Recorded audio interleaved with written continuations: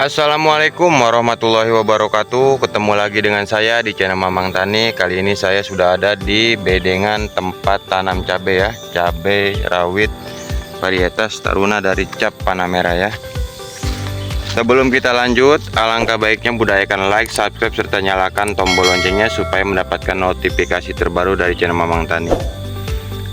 Ini adalah tanaman cabai berusia 11 harian ya, dan sudah diberikan pupuk pertama ya, berupa cantik ya, asam humat beserta ultradap ya. Ini penanaman di bulan Desember ya. Untuk hasilnya seperti ini. Nah, kalau ini kecil, Mamang Tani ingin uji ya ketahanan tanaman cabai varietas Taruna ini ya.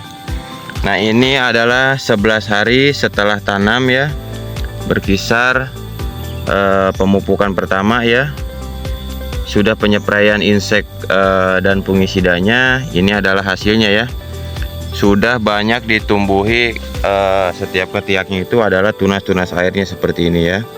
Ini tidak dipotong pucuk ya.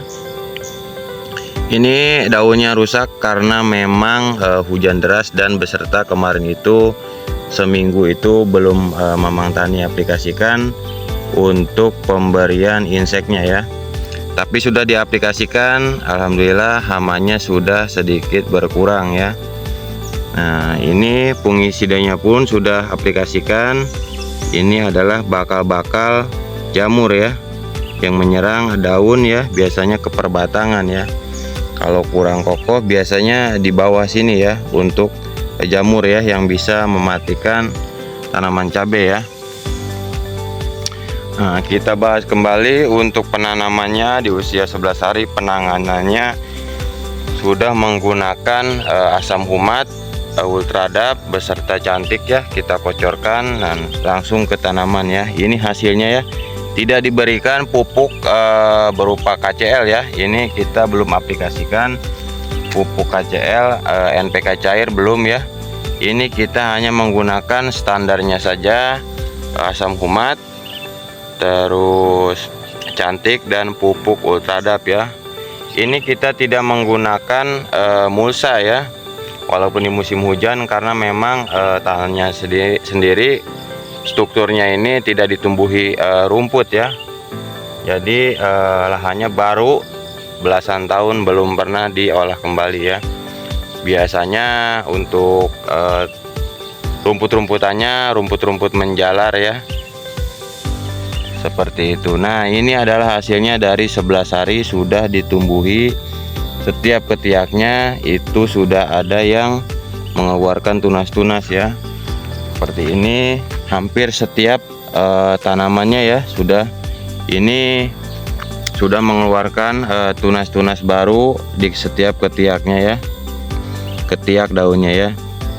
Ini kenapa pengaplikasiannya itu insek berbarengan dengan fungisida ya, karena memang biasanya untuk tanaman pertama atau tanam pertama itu di usia 1 minggu itu rentan terhadap jamur ya, dan hamanya berupa trip ya. Nah, ini jamur yang menyerang dedaunan ya, karena memang kita penanaman itu kan kena tanah ya, kotor, biasanya tanah itu membawa jamur ya, makanya suka ada yang seperti ini ya. Makanya segera aplikasikan insek ya. Pemberian ini ya dilakukan biasanya seminggu ya, kalau Mamang Tani seminggu setelah tanam ya, berkisar di seminggu sampai 5 harian ya. Nah, seperti ini hasilnya ya, terlihat ya. Untuk tanaman yang lainnya bisa kita cek ya. Nah, seperti ini ya, sudah ada ya, di setiap ketiaknya itu sudah ada mengeluarkan tunas-tunas, bakal tunas baru. Tunas baru ini cirinya apa? Ini menandakan tanaman ini mulai beradaptasi dengan tanah di bedengan ya.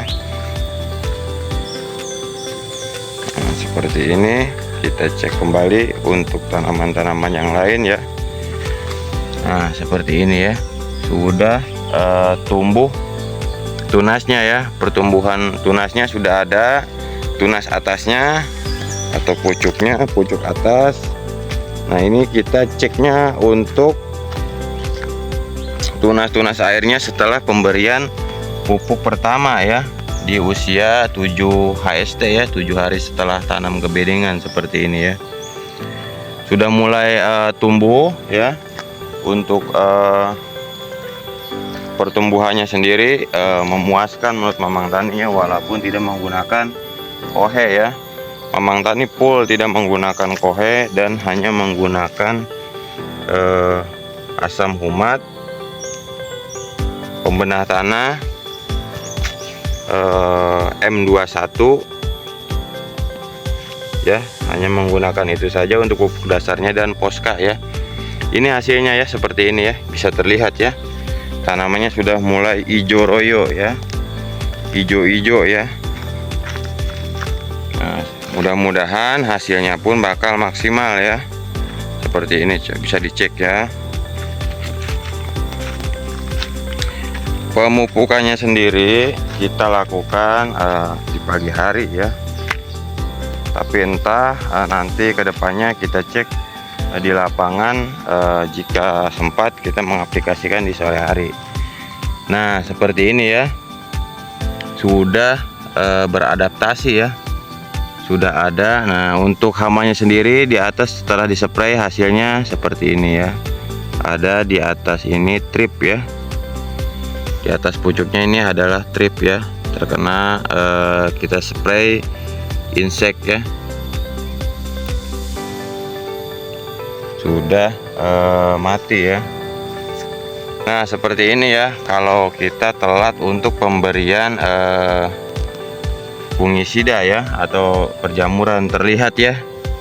Nah ini yang bakal nanti mati ya, ini terkena serangan dari jamur ya. Tadinya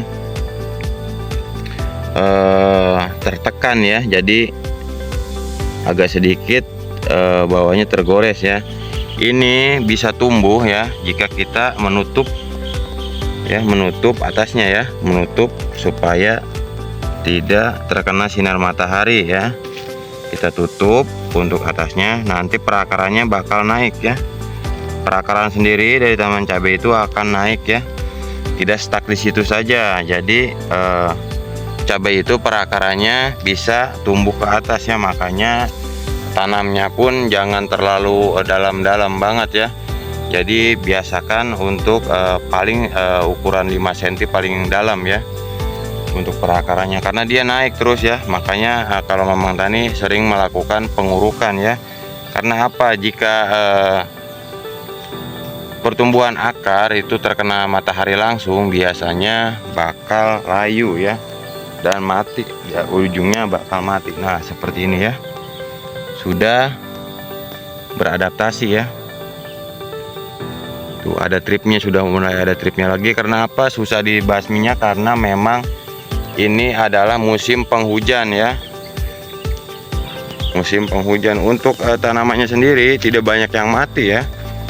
Dari pemindahan ini tidak banyak yang mati, walaupun akarnya tercerabut ya, tidak seperti dari semai biasa ya. Kalau Mamang Tani itu semainya semai massal, jadi bisa tercerabut akarnya, tapi untuk pertumbuhannya tidak kalah bagus ya, seperti itu ya.